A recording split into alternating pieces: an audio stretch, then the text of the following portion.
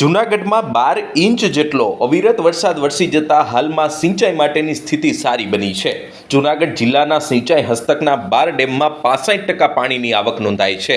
જિલ્લામાં નાના મોટા એવા કુલ 31 ડેમ છે, જેમાંથી 5 ડેમ ઓવરફ્લો થયા છે, જેમાં સૌથી મોટો ઓઝટ 2 ડેમ અને બાટવા ખારો ડેમ 80% ભરાઈ ગયો છે।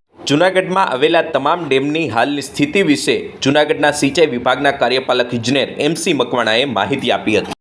MC મકવાણા, કાર્યપાલક ઇજનેર, જુનાગઢ સિંચાઈ યોજના વિભાગ। હા, અમારા વિભાગ પાસે અત્યારે અહીંયા જુનાગઢ સિંચાઈ યોજના વિભાગ પાસે કુલ 12 ડેમ છે। એમાં 12 ડેમ ઉપર અમારા જુનાગઢમાં કહીએ તો 12 થી 14 ઇંચ જેટલો વરસાદ થયેલ છે, જેના કારણે ઘણા મોટા ભાગના ડેમોમાં લગભગ 60 થી 70% અને ઘણી જગ્યાએ 80% પણ પાણી આવી ગયેલું છે। ખાસ તો ઓજત 2 ડેમ જે છે એની કેપેસિટી 36.20 MCM છે, એની સામે 28 MCM જેટલું પાણી આવી ગયેલ છે, એટલે કે લગભગ 78% ડેમ અમારો ભરાઈ ગયેલ છે।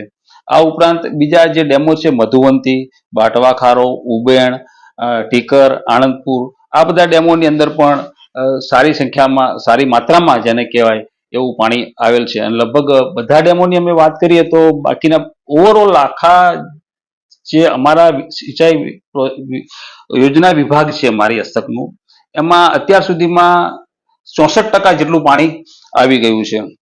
આ ઉપરાંત 12 ડેમમાંથી લગભગ 5 ડેમ ઓજત છે, શાપુર, વંથલી, આણંદપુર જેવા ડેમો ઓવરફ્લો પણ થઈ ગયા છે અને શરૂઆતના વરસાદમાં જેને કહેવાય કે એક સારી સ્થિતિમાં આપણે કહેવાય કે પાણીનો સ્ટોક અમારા ડેમોમાં થઈ ગયેલ છે। ના, અત્યારે હાલે કોઈ એવું નુકસાનની અત્યારે અમને કોઈ જાણકારી મળી નથી।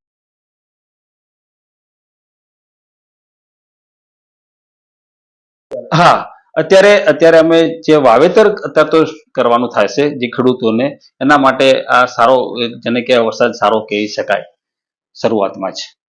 આમ સિંચાઈ યોજનાના કાર્યપાલક ઇજનેર MC મકવાણાએ કહ્યું છે કે જિલ્લાના સિંચાઈ હસ્તકના 12 ડેમમાં ભારે પાણીની આવક થઈ છે, જેમાં અમુક ડેમમાં 60 થી 70%, જ્યારે અમુક ડેમ 80% જેટલા ભરાઈ ગયા છે।